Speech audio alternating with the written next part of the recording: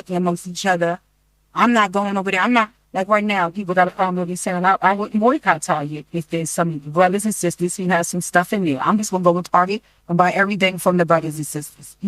It's like, oh, well, the Targets have still good money. I don't care. Yeah. Because that brother and that sister going to get money. And if we all go in there and buy all their stuff, then their stock goes up and everything else falls, and they see with the numbers, where the numbers are now. So I want to get off my soapbox.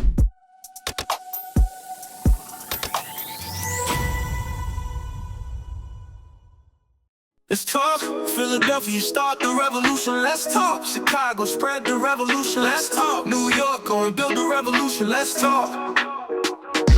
Build crazy, raised in a cave city. Magman, I'm bragging a great man. Hello, everyone, and welcome into our living room. Thank you for coming today. This is Let's Talk South Africa, and I am Greg, your host.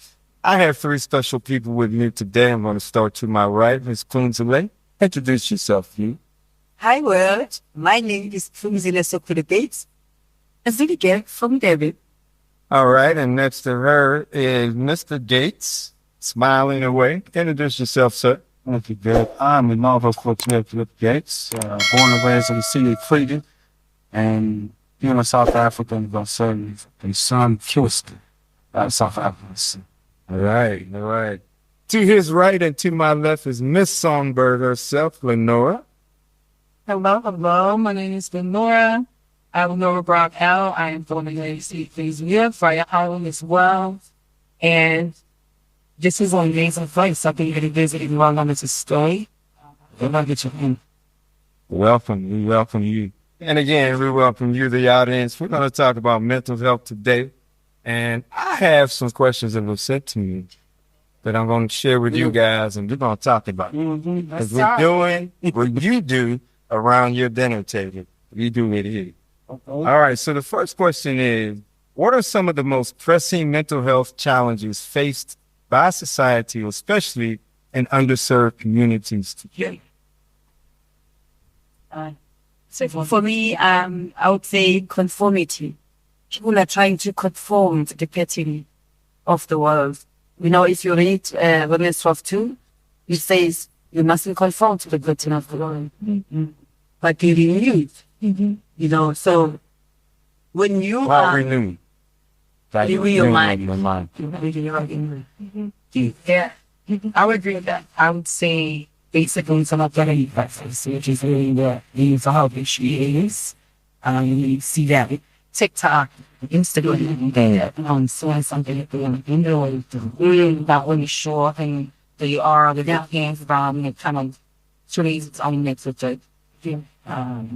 That's what I would say is probably the thing if I say.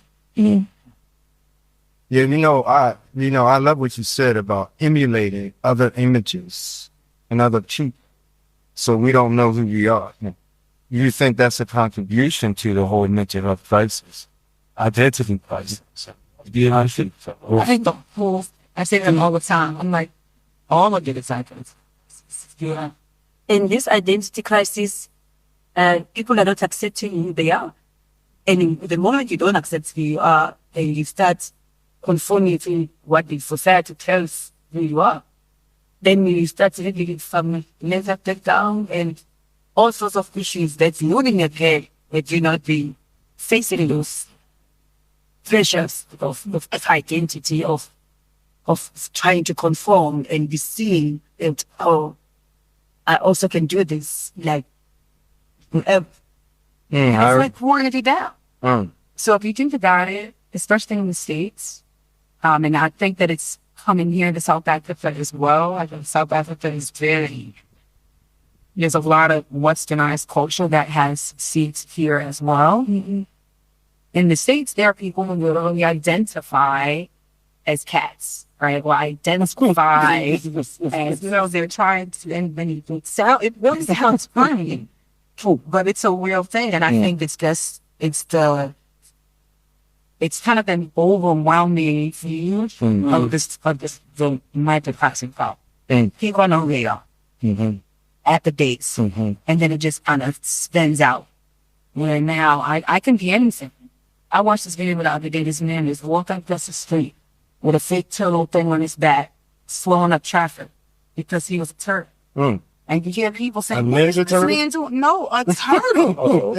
And there's people stopping in traffic. They take videos. They're like, "What is this man doing?" People getting out their cars, get out of the way.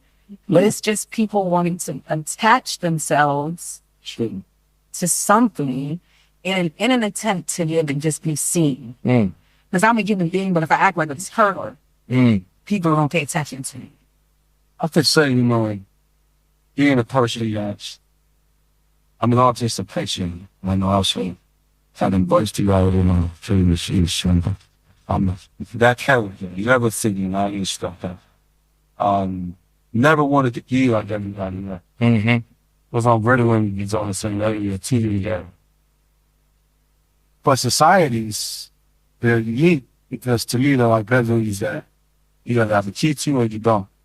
Some of them you do going in and you get to a rest, other than you they don't need to be punished. So I think mental health it's been all misunderstood. So it's all built on my ability by Freud. Dude was a cocaine addict. So there's a man that was escaping reality, you know, the fact of reality, but he wanted to be. And tell him that's what the whole world that this is idealism. And this is the right way. But he was a man that was escaping and living an avatar life all day long. all day long. He was TAs, you know, probably autistic, bipolar, whatever term you put on, just. Yeah. Sounds like the blind leading the blind. I have two sisters here, That part. and I'm going to ask a question because we're talking about not knowing who we are, right? We're talking about identity crisis, right? We're talking about grabbing something else outside of you and saying, this is who I am, right? Right. So is that what those big letters on the person's more? What are you gonna do? Oh, you don't know what I'm talking about? I don't. I know exactly what you mean, and that's a big part of why I don't wear them. Because I don't know those people. Now, if I'm walking around with your logo all over me, then it's the same thing. It's like I want someone to say that I have greater worth because I have, you know, Louis Vuitton logos all over me. It's a way to identify as someone who has money, right? If I walk around with some kind of big X on my head, then it's the way to identify as somebody important. And if you are in the middle of your own mental break, you can't even take those things off. It's going to be like, who am I without this situation?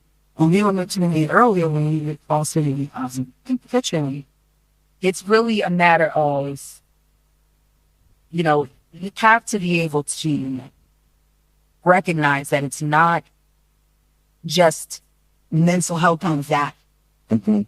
Your mental health, your physical health, it's one and the same thing.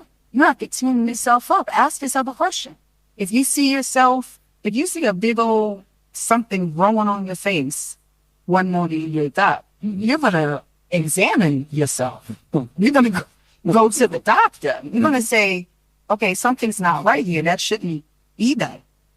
And I think because you know who you are, you know that don't belong to you. But if you don't have an idea of who you are, and then you start acting outside of yourself, you don't really have a gauge. You can't tell that you literally lost your mind. It's cool. So I used to have a lot of letters on my clothes.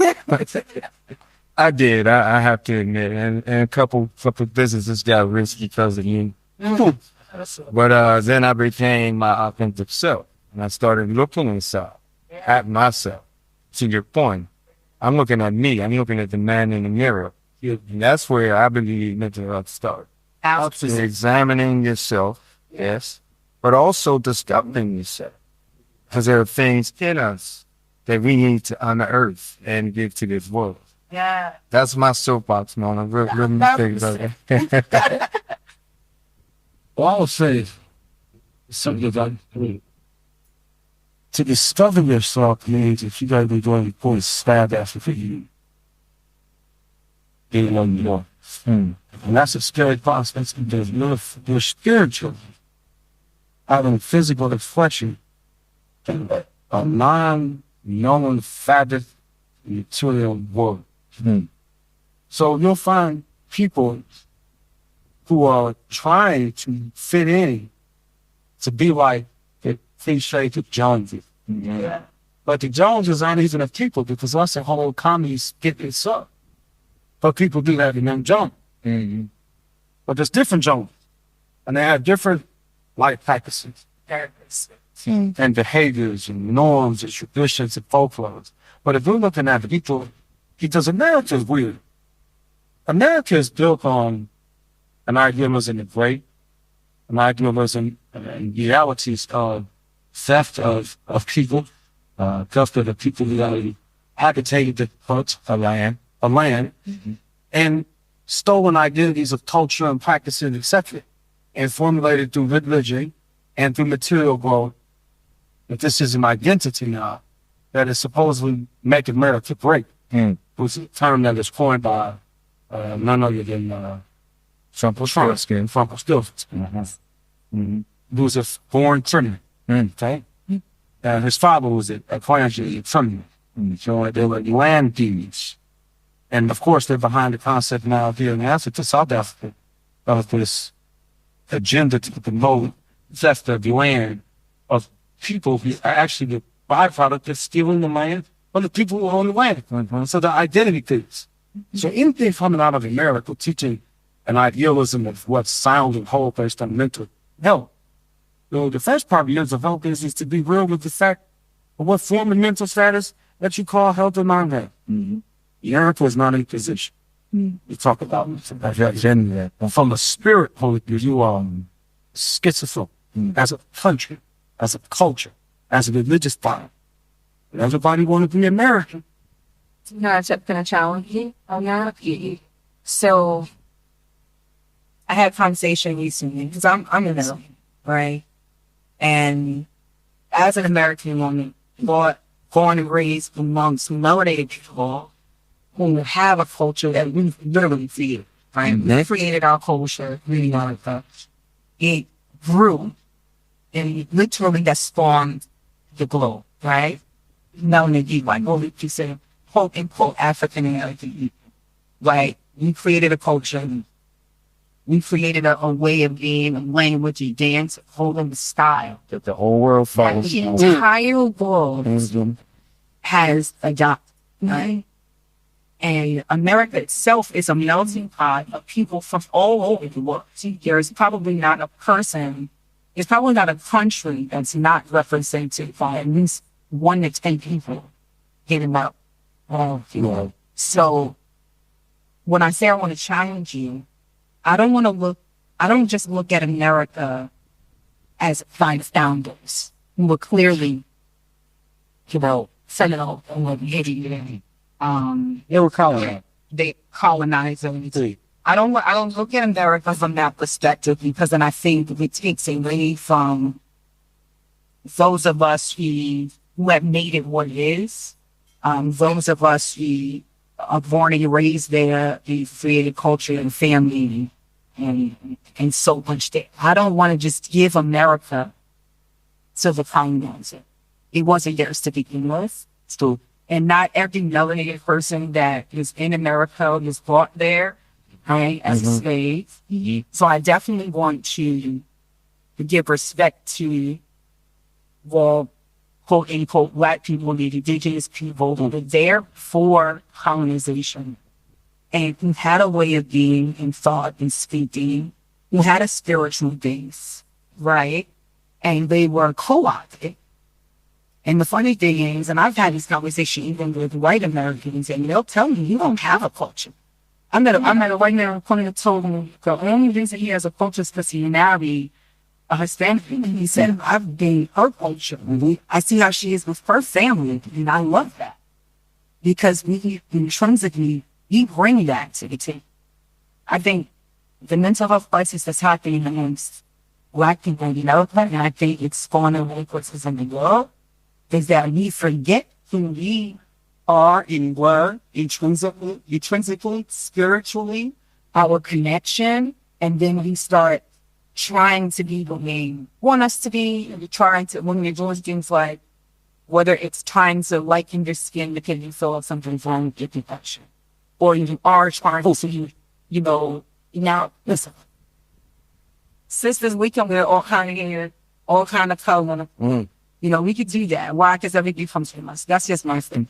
Right? Everything comes from us. So we can do that. And there are definitely very chocolate, blonde-headed, naturally blonde-headed people on the planet. So we can do that. But when you want to be white, when you want to be something actually, that's where the mental health break comes in. You can't do that. You can't. Yeah, that's where the break comes to. It's when you're letting go of who you are. You can't even be a change. You can't even be a blessing. You can't even, you know what I'm saying? You can't pour from into cup. Let's ride that horse for a little bit. Because I want to know how you view the horrendous history of the USA against melanin people. And we have here in South Africa the apartheid system against melanin people. How do you feel those systems have played a role in mental health effects in the Black community? For us, growing up, we started with the dolls. There were no black dolls. So already your mind is already set for you to think that you are less than the whites are superior. So it's embedded as a baby, as young.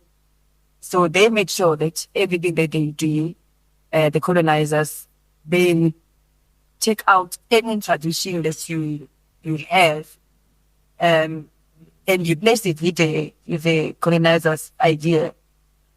For instance, there were beaches, and they were, you go to the ocean, it's free, but they had to even separate the beach. They had to separate it because they are saying the more rocky one, which is bizarre because it was nice. There was nothing wrong with it, but they made us see that it was wrong. And the white beach would be smooth and no rocks, and it would be fine. So already everything that they did, they did it in a sense that it will remain for centuries, forever, that you are, well, I'm saying brainwashed, but apartheid was really of the money. So mental health is very common in our society as Black people because we grew up in it and seeing less of ourselves, seeing less of our brothers. You wouldn't have this thing of love. Yes, we are loving people, but you choose to work for a white person than a black person because you see that, he's a boss. More a boss is a boss. But it's in Afrikaans, we say boss. So you look at partnering with a white person than a black person because you are not giving anything of value to partner. And it's quite sad because I think with the language being forced, especially of Afrikaans, it created this barrier where there was a segregation as well, where if you're Zulu, you're Xhosa, you're Pedi, now you no longer see each other as brothers and sisters. Now you are see yourselves differently and think, the master is the one that knows better about us. So now, here I am Zulu, but I'll go and buy things in a shop and ask a white man if this is proper. Can I wear this? My hair. I can't go to school with my own hair as Afro. Because when I go with the Afro, I'm told that that's not formal. So all those things, you're young. Remember, you're young. So you're growing up exposed to all these things. You can sit in this chair, you can go to this bus, you can go to this beach, and you can't wear your hair like this. You are told, you are positioned. Of course, it's going to mess up with your mind because you never get to who you are. You never enrich who you are. You never sit with your own people and speak Zulu right through. At school, you have to incorporate that the whole school in the township, you have to speak English. What is all that? When do you get the break? as a black person, where to be free. Wow. Thank you for that. That's the South African side. We didn't see that. So I'll take you back and agree with you on that thing. And then I'll tap into this and you shift quickly. Tap back into what you said. The creativity of the people now God in this space versus Africa. Africa is even a colonized thing. It comes from a Roman conqueror of the Tunisia territory, where he conquered the continent in his own mind and said, this is all my land. Even the way that they formulated the maps in this continent, to say that north is north and south is south. Yet you sit in the area that is technically all in Botswana, ECT, Southern Africa. This is the Garden of Eden, which is the original name for Eden. So in the premise of religions, etc., one must be great study beyond what has been taught out of colonizing systems success. Because at the end of the day, these systems have been developed with creative people who are cheaper, that follow after an idea that keep them consumers as improper sales workers for the machine of riches and mass deception.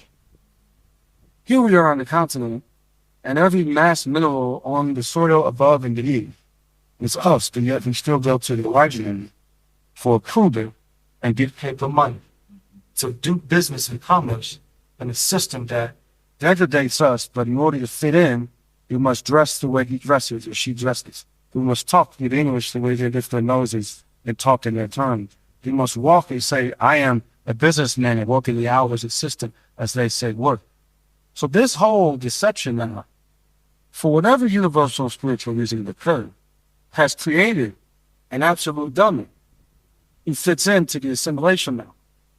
The same problem that affected the people of the diaspora, they were 400 years of mental manipulation and transformation, which we now call a term coined by a sellout that I say, Reverend Jesse Jackson, who was provoking this message of the people for wearing a damn Jericho that ripped down to the floor. This is not what you really are. This man, amongst many others in the spiritual world, and I'll even go into the big six, now the big four, the pastors, Dr. Martin Luther King, and the brothers who took the bill from the United States government, which destroyed the revolution, which is simply the word change and awareness and awakening, when we were firm and believers in our own identity, which you spoke of. Which you spoke of, they didn't have a cultivation of people here to call themselves colored. What the hell is a color? Right. You are actually First Nation people of the Korean and Science tribe, who are the originators of the people of the continent. And then you look into the incredible mankind, right, in Johannesburg. You are ancestors of the anthropomorphic here. And then you pop up to Ethiopia and you look at Musi. So what we are is a culture of people who are being divided and conquered to do so, trying to fit into a self that has been created by a self-imposter. Big time. And then there's the religion of Jesus, who was a Roman creation. And the Hashua, meaning Hebrew, is born of a Palestinian woman, and now we have a 1948 Israel state that is manufactured by the same imposters. But now they're in the Trump system, raping and stealing humanity. So I want to look at that from both sides, because we have the propagation of divide and conquer, which I truly, truly believe has been so deeply imposed upon us, but now we perpetuate that. The self-hate, the expression of self-hate that I've seen on both sides of the pond. You know, the black on black crime, as you call it in the States, you see it there. In South Africa as well. So now they're sitting back and watching, observing as we perpetuate this black on black crime. That's on our side. On the white side of it, how sick is it to want to impose such evil on other people? Hey, what is that mental health issue about? That they want to impose such things on other people that have power and control. That tells me right away they don't feel like natural Exactly. and control. It's a great noise. I know you feel it. Yeah, the first they have to sing. First they have to sing. Talk to us, sugar. There's a couple of things that definitely need to be us. We know that we are the original people of this planet. That is not a secret. The so-called white man or woman on this planet, they know that we are the original people on this planet. And so therefore, I'll say this loud, and a lot of people disagree with me or might feel some kind of way about it. Therefore, there is no excuse. Right? That's like you being the big brother getting beat up by your big brother. But mom, he did, what's your mother gonna say? He's the little brother. You're older than him. How are you allowing yourself? How are you allowing yourself to be taken advantage of? How are you allowing yourself to be stuck in this cycle and perpetuate it to your children and your children's children, right?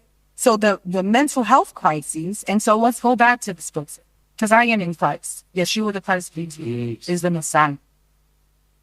I do not by any means believe that this is a white man's religion. I don't believe that they have the powers to create the God us. And because I know that we are in a position where we got out of line. We forgot who we were. Who told you you was new? Who told you you can't do or have that? It's about you are a certain person. You have certain indelible rights, but you also have responsibilities. You are supposed to be fruitful and multiply and subdue the earth. That is your responsibility. Melanated man, right? That's your responsibility. Melanated woman. And anyone and everything that comes after you. Now listen, the same way your little brother or little sister, they look up to you, and some of them a little bit hate. And I can speak from, experience of all my siblings, right? But if they see that you are great, there's a part of them that really are just in awe of you. And we see that. We know that people of other races are in awe of us. Everything that we do, everything that we create, everything that we say, which is why the so-called African-American person can create something like the hip-hop culture and expand the entire world, because they are in awe. But the issue is, even with that, some of us, I don't want to say us as an all, but one body, many movable parts. So if my brother's jacked up, then I guess I am too. If we allow ourselves to not see us for who we are, then how dare we expect someone else to? You want to act like a fool? I'm going to treat you like a fool. You going to give me your money? I'm going to take it, because I don't know no better, because I'm the younger brother. I don't got no sense. I don't got sense. So we have to be able to create the kind of boundaries that says, this is who I am. You're not taking this from me. Like right now in the States, like I did not vote at all. You were probably that, because I've never really been able to get behind this anything a white man tell me. But I also can't, I know I'm my grandmama's Randy. And I could look at that woman and be like, yeah, nah, that's not the truth. Right? So I wasn't going to buy into that for the sake of buying into it. Right? Because it goes back to the identity problem. That's why they can move to this identity politics and feed into our mental illness of not knowing who we are. They get feed into that. They can say, look, she looks just like you. You understand what I'm saying? He looks just like you. And so we're not paying attention to the fact that we're getting stabbed in the back, we're getting robbed, we're getting laughed at, not being represented. You understand what I'm saying? So the way I looked at it, because another thing is a company, it's not just a company, it's a corporation, it's a business.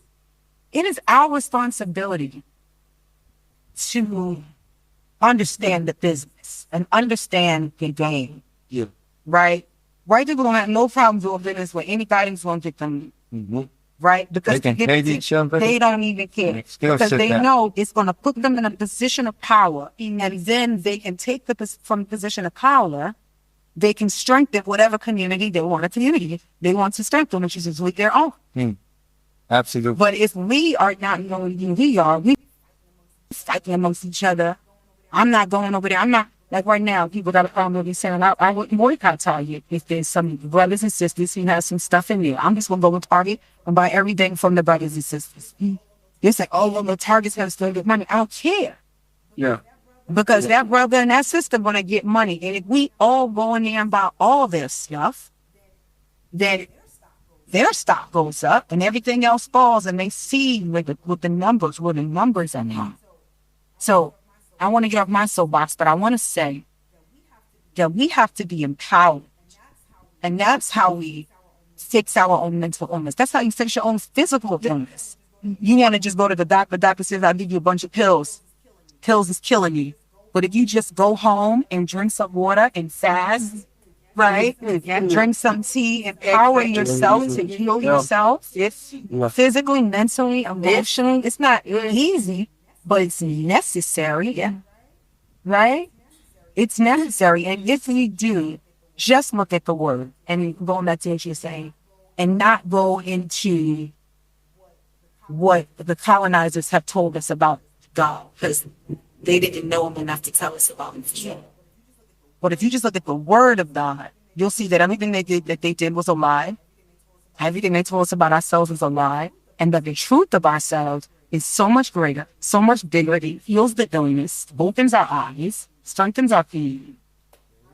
There we go. I want to go before I come to you, brother. I want to go back to something you said, because I used to say that as a teen.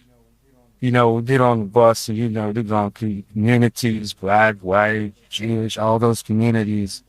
And brothers and sisters will get on there and act like niggas. Yeah. They already call us niggas. They already identify us niggas. So why do we want to come on here and perpetuate? And that goes back, that brings us full circle back to that self-hate. These things that you're talking about. Looking in that mirror and dealing with that man for many years, the best work you can do in your life. And if we could just practice that daily, maybe a few days to get healthy. I don't want to keep going. Go ahead, Brad. You want to say? You see the practice. Brings me to outreach. A young brother, he suffered unbelievable ordeal coming on. Supposedly he assaulted the white man. I went around. But he came to another ordeal. And the media probably could not wait to get a hold of this young creative entrepreneur, challenging to the economic system of self-arising. And he said after Diaspora, what? Of course, the media would take a small bit to turn it into a different story. So he was talking about practice.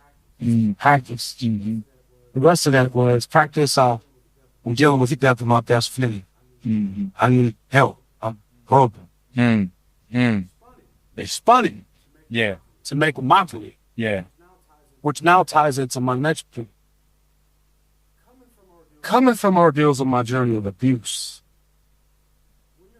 When you're a pure spirit, since a child, and you're impacted by abuse, you now trauma bound emotionally, mentally, spiritually, physiologically, socially, whatever the active external culture.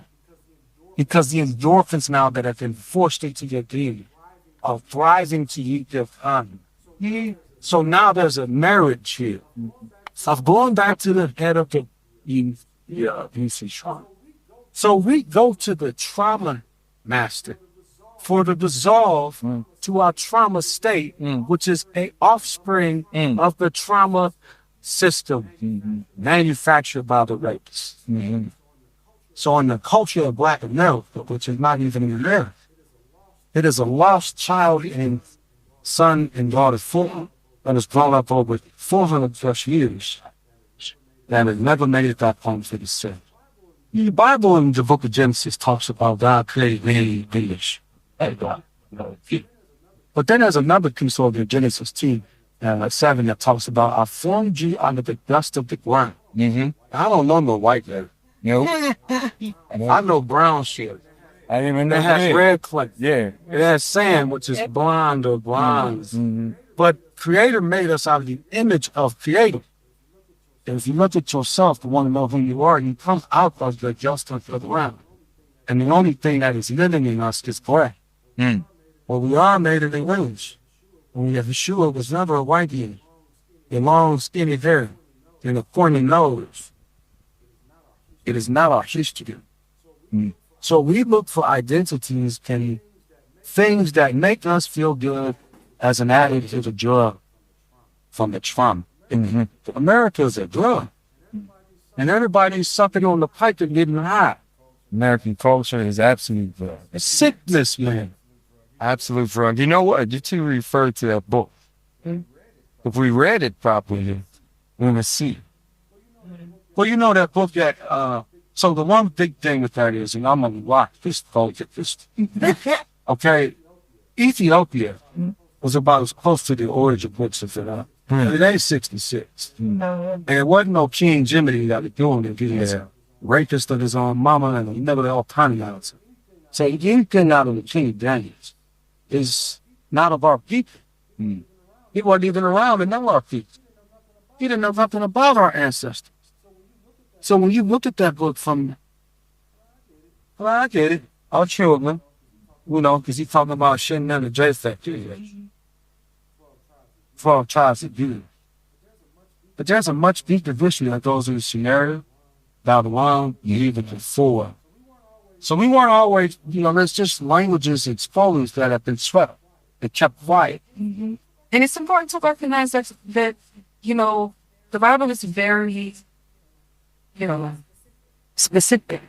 Right? It's speaking, it's the story of a specific group of people. Right? It's a story, it's a history book, right? As well as it is a prophetic book.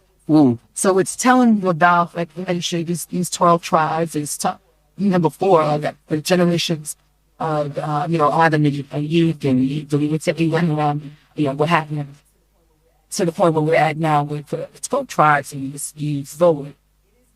It is not, the point of the prophetic portion of this book is that the God that created all things, even though he used this group of people as an example and for what purpose, it is ultimately to bring all of creation. All of creation of the God says that all of creation is waiting for the manifestation of the saints of God. What does that mean? That means the trees, the birds, everything, the water, everything that we've been in here destroying is waiting for us to figure out who we are, manifest who we are. That's a part of the word you mentioned, subdue.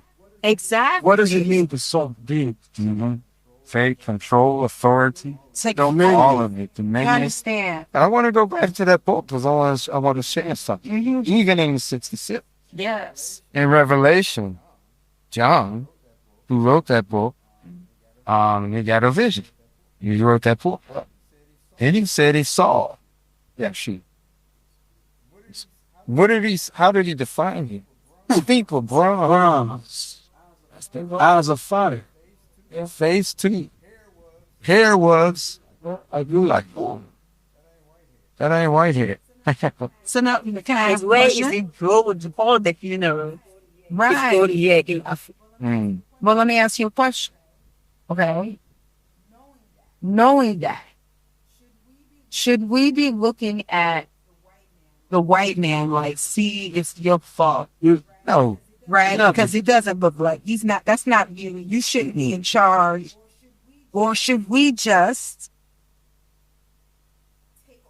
take on the identity? Because that's what we started this conversation about the origin of the mental health issue, the mental illness. Really, you're talking about mental health, but really, what we're dealing with is mental illness. Right.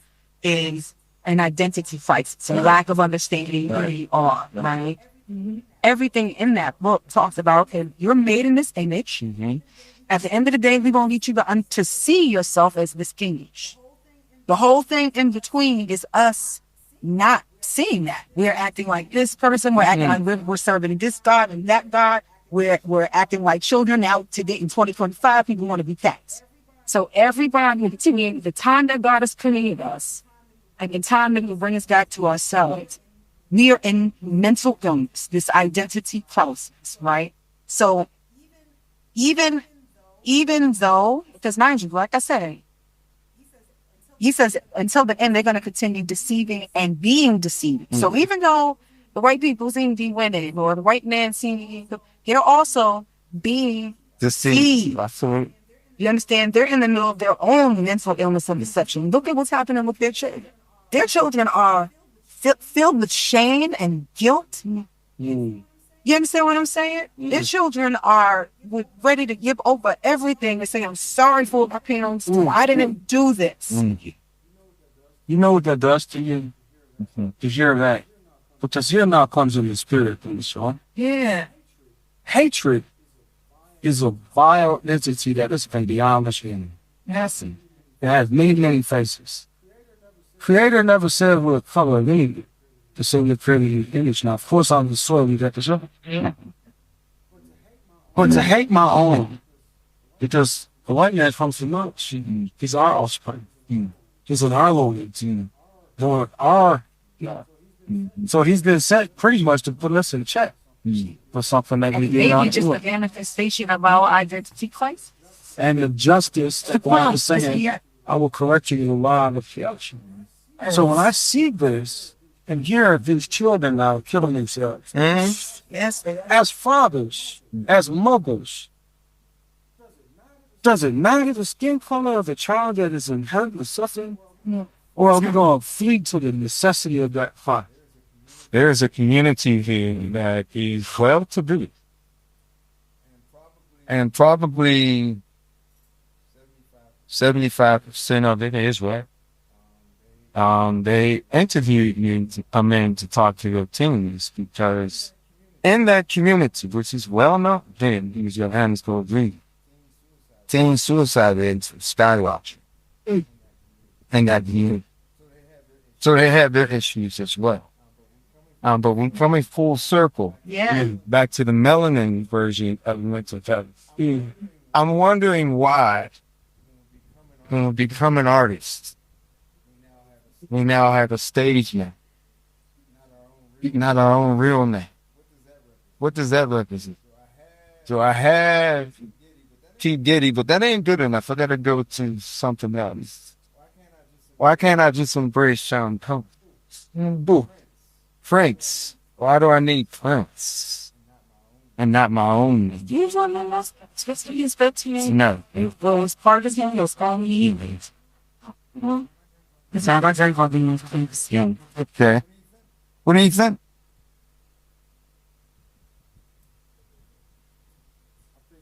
I think it goes back to the addict.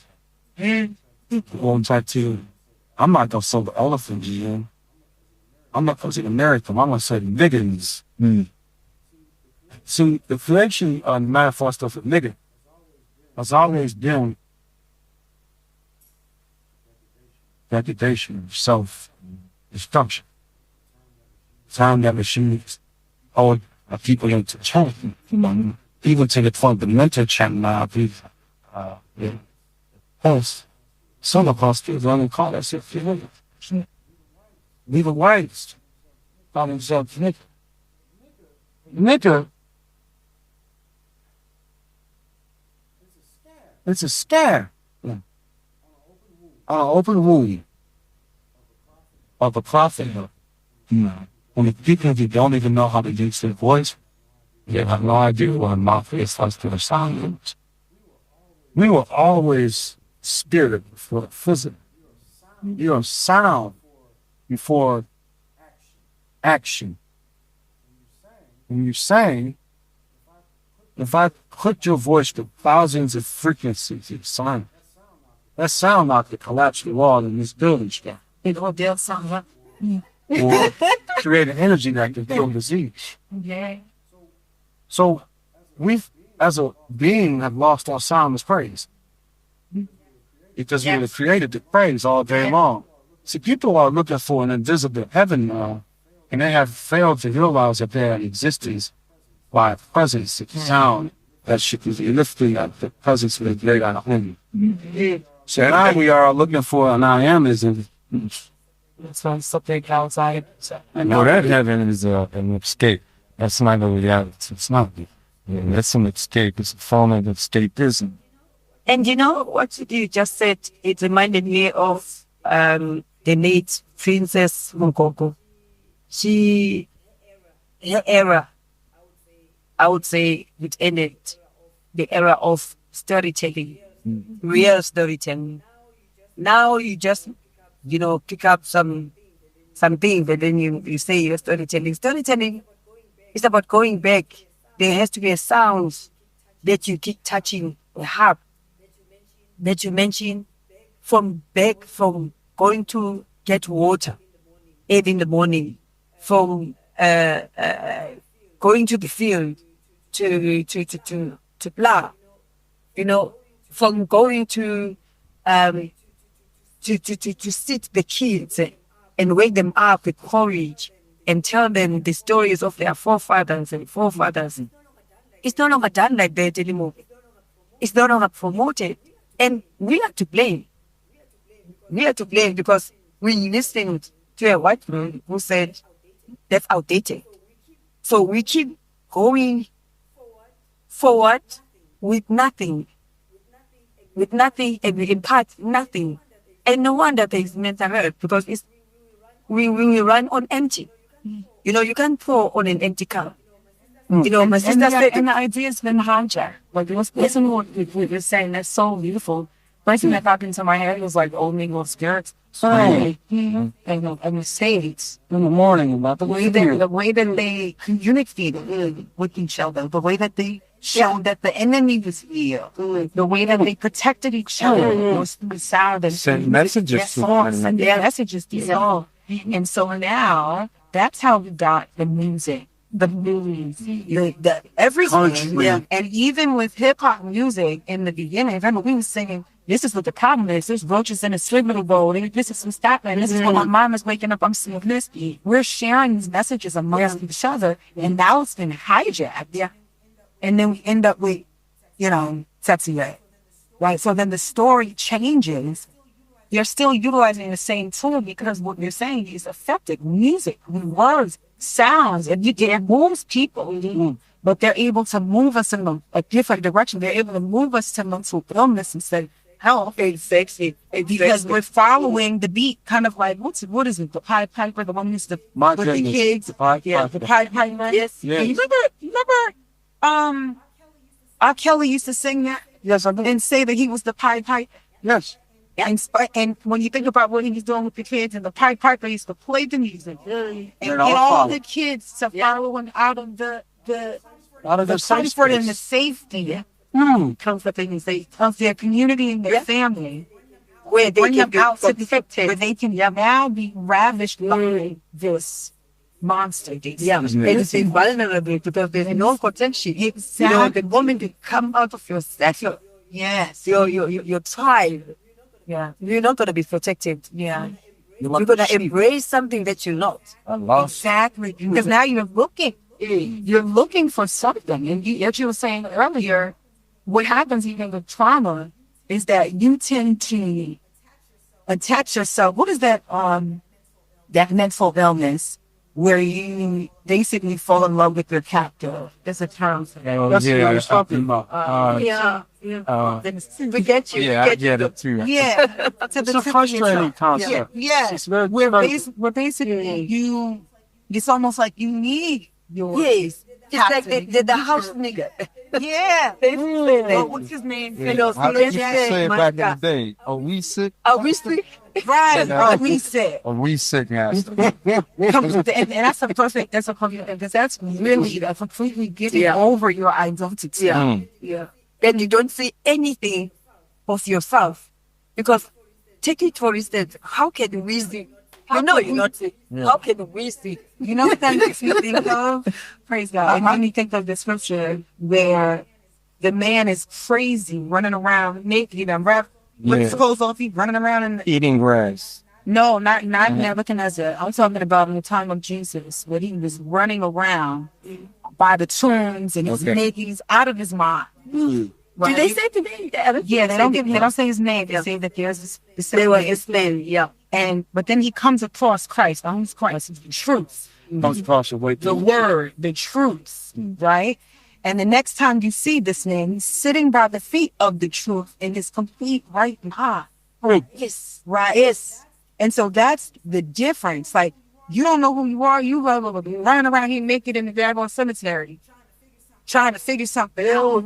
The same as a father. You know what I mean? Same as a Same with the father. Yes. What did it say? When he came to himself. Mm-hmm. When the father of the self. He came to himself. He recognized, he's like, wait a minute. Yep. I'm running around here sleeping with kids, but my father has something. Let me get myself together. Yes. And that is identity. He's recognizing, wait, I'm the son of the king. That's the difference between, and I say this to my nephew all the time. So they tell me he's a king, he's a king. You got to a certain age. He's like, Auntie, I'm a king. And I said, yes, you are. I said, now that you know that, now what you're supposed to do is study kings. Because you can't be out here acting like a court jester who are talking about your king. They're two different. That's two different ways of being.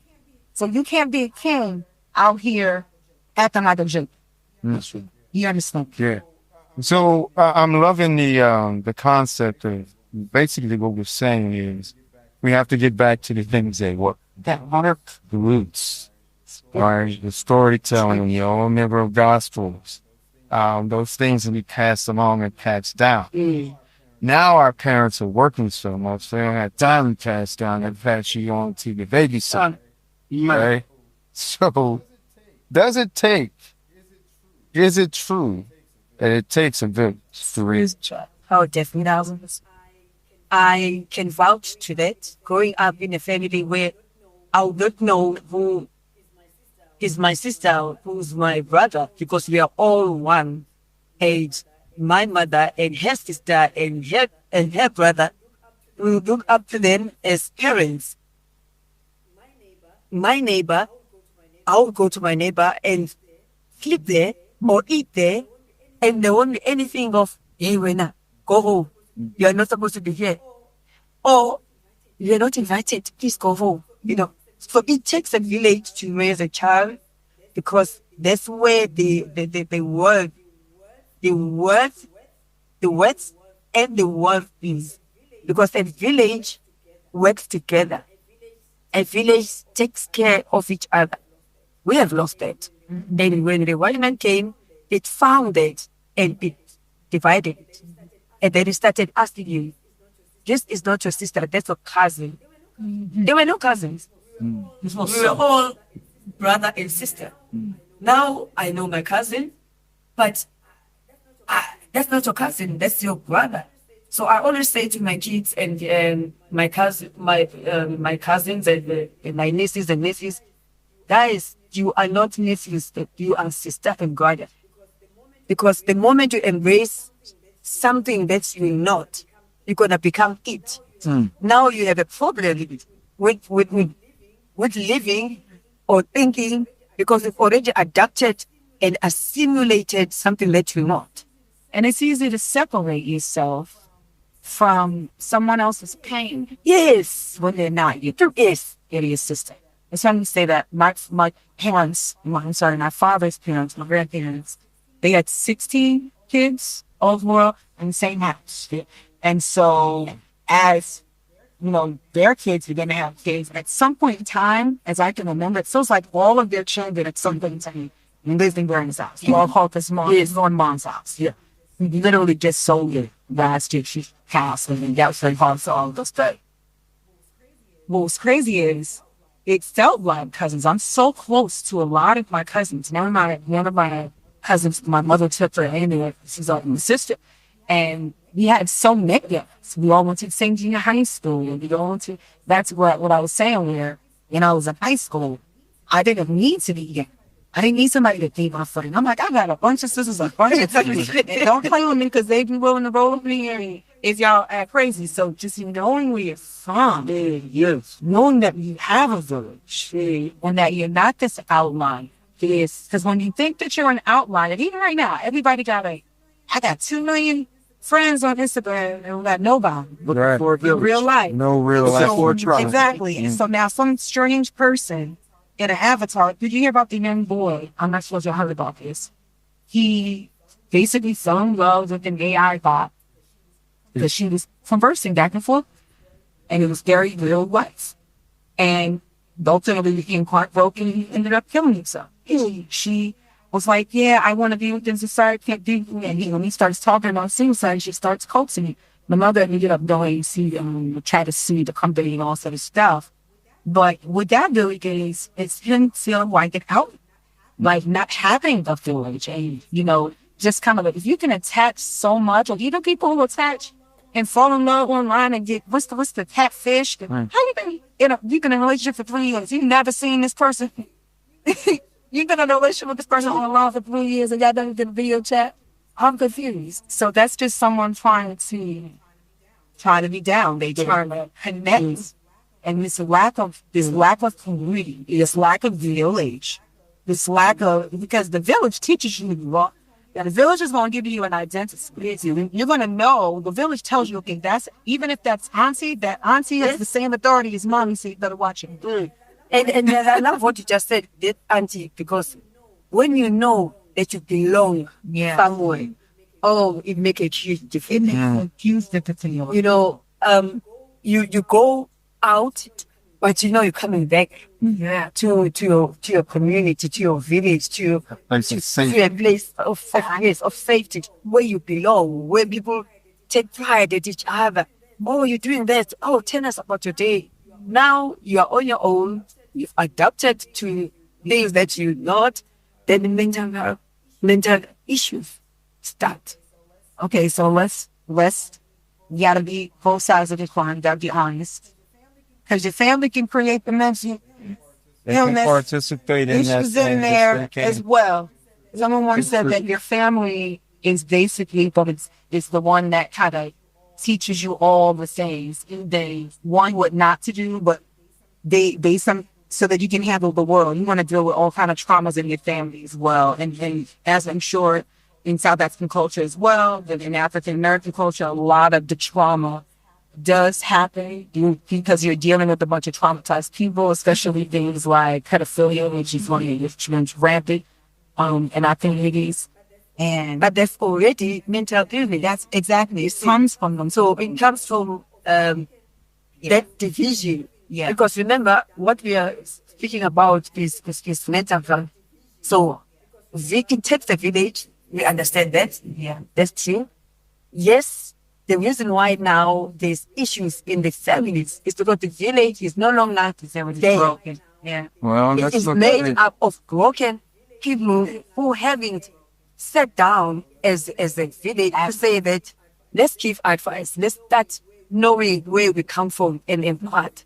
Because you can't, like I said earlier, and you also said it, you can't pour from an empty cup. So now the village is now ruined because of all the individuals of aunts and who bring their frustration to the kids, and the kids that learning healthy, not a village. Yes. So we need a healthy village. Yeah. Okay, so that's a part of it. Okay. But remember, a lot of these things, and Brother Ronaldo has said it when referred to it maybe 3-4 times. The rapists, you see, hurt people. Yes. So that thing is perpetrated, or has been perpetrated on our great-great-grandmothers and our great-grandmothers, our grandmothers. That thing shows up again. They often perpetuate. I've fostered 15 children. And I could see that thing, you see the children and you understand that, wow, it's not the child. It's the adults that you're exposed to that, perpetrated this thing on that child, and now the child's behavior certainly. Yes. Quite often, not always. So when we talk about these things, it's showing that in our community, where did it come from? It was generated from those who traumatized us. It did come from the colonizers. Remember, I speak for this. There was a Zulu culture where you preserve your virginity. And it would be a pride to walk around, you'd be, even a boy would be scared to approach you because of what you are wearing. You wear a necklace that you only give the moment somebody approaches for marriage, ubuntu will be taken out to give. So those things that are happening now is the generation of rapists comes from the fact that they no longer do the storytelling. And when you don't do the storytelling, I will never know how to preserve myself. I will sleep at 12. I will allow being at 12 to be exposed in things that I shouldn't. And what will the 12-year-old do? We go and rape a 9-year-old, a 5-year-old, a 6-year-old. Yeah. Because let's face it, most of the rapists, they start from the ages of 12 up and rape the 2-year-olds, 3-year-olds, 4-year-olds, 5-year-olds. And those 5-year-olds, they reach 12 knowing this. Then they go and do it to another 2-year-old. So it becomes a vicious circle because nobody's sitting down and going back to say, preserve yourself. You know, Galatians 5:22 says, these are the fruits of the Spirit. You know, joy, peace, love, gentleness. And then, you know, kindness. What happened to kindness? You look at a young 6-year-old and you see meat. What is all that? It's because you yourself was hurt. So hurt people, hurt people. And so the circle of the ancestors goes like that.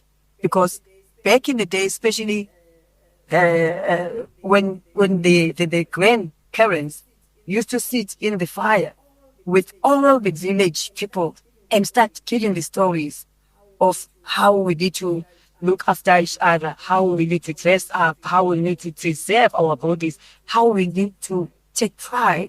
So when the girl is a virgin, and then all the tradition that is there, that girl will grow up, have value, honor, see herself as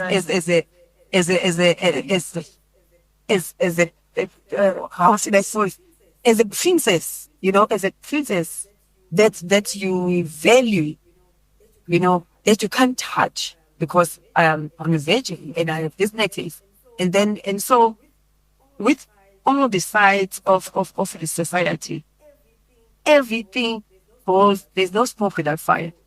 So the fire was treated by starting to get out of your village and get exposed to other people, like so-called whites, you know, even though they're not white, but they got exposed. And then they started bringing those things to say that, hey, you can't do this even if you got married. And then we're like, really? You can do this without marriage? Of course you can do it without marriage.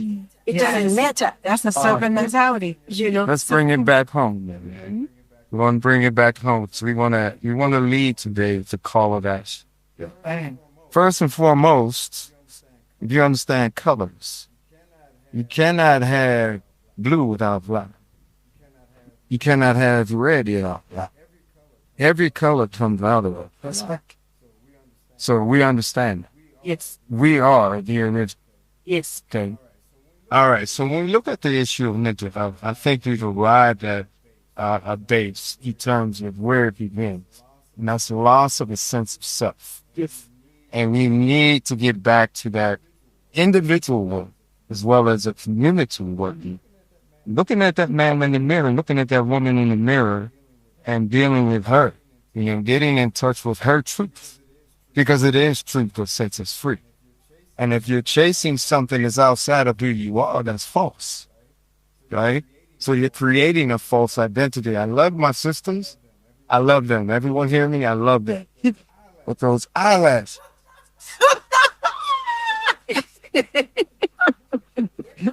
And the wig. Say it. And the wig. Weaves. All of that. All of those things. So I love the natural beauty. Yes. So as we wind down today, 12. You know, you can really do that. I'm inspired, man.